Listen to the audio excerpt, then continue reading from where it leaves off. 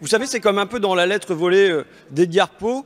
Parfois, c'est ce qu'on a le plus sous les yeux qu'on aperçoit le moins. Et là, il y a quand même comme un caractère grotesque, pour moi, à avoir une loi de rétablissement de la moralisation ou de la confiance avec Emmanuel Macron, président de la République. Quelle est la carrière, quel est le début de carrière d'Emmanuel Macron? Il faut quand même le rappeler puisqu'on parle de pantouflage. Il s'agit... Ah ben oui, mais non, mais ça ne vous plaît pas, mais rappelons-le, il était membre de la commission Attali, et c'est en tant que membre de la commission Attali, en fréquentant notamment Serge Weinberg, qui aujourd'hui est PDG de Sanofi, qu'il a pu entrer chez Rothschild. Qu'a-t-il fait? Que nous dit-on dans les biographies d'Emmanuel Macron? Que nous disent les banquiers d'affaires? Ils disent ce qu'on achète, c'est un carnet d'adresses. Ce que Rothschild est venu acheter avec Emmanuel Macron, c'est le carnet d'adresses qu'il s'est fait auprès de la commission Attali. Le principal deal d'Emmanuel Macron chez Rothschild, ça a été Nestlé. Que nous dit-on, puisqu'il avait fréquenté le PDG de Nestlé à la commission Attali, que nous dit-on dans cette biographie? Il a négocié un seul deal important apporté sur un plateau par la commission Attali.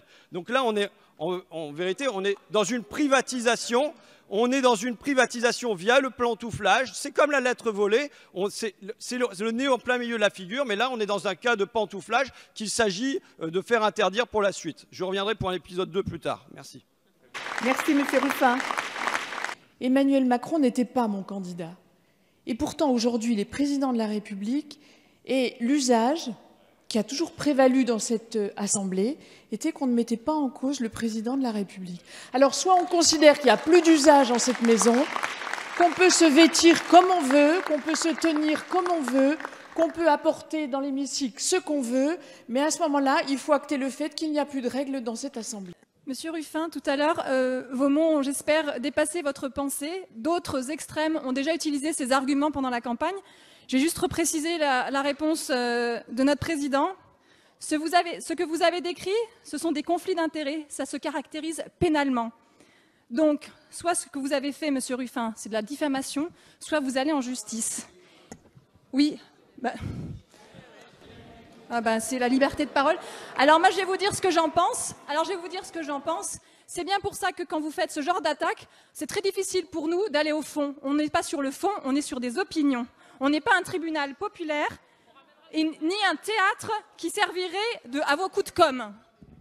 Oui, donc j'ignorais cet usage qu'on ne doit pas attaquer un président de la République au sein de l'Assemblée. Je l'ai fait par souci de transparence, de confiance dans la vie publique, de probité et par usage de ma liberté de parole. Et je vais poursuivre avec cet usage de ma liberté de parole en trouvant toujours problématique qu'un inspecteur des finances passe dans une banque d'affaires avec son carnet d'adresses, qu'il le fasse fructifier en y faisant des deals, qu'au sein de cette banque d'affaires, il négocie par exemple pour le groupe Lagardère, qui est à la fois impliqué dans les médias et dans l'aéronautique, la cession d'un certain nombre de titres, qu'ensuite ils reviennent dans le public en tant que secrétaire d'État à l'Élysée, et que là, il négocie toujours pour Lagardère la cession des parts de ADS. Oui, il y a là une confusion des genres qui me paraît tout à fait problématique, surtout quand l'industriel en question trouve que ça s'est fait de manière tout à fait formidable, ce deal s'est fait de manière tout à fait formidable, et quand ensuite, une fois candidat, eh bien, on se retrouve avec des unes de ce groupe Lagardère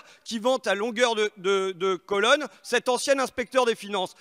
On a là affaire à un cas d'école qui marque l'imbrication des pouvoirs politiques, du pouvoir de l'argent et des pouvoirs des médias, et qui donc rentre pleinement dans la question de la confiance dans l'action publique.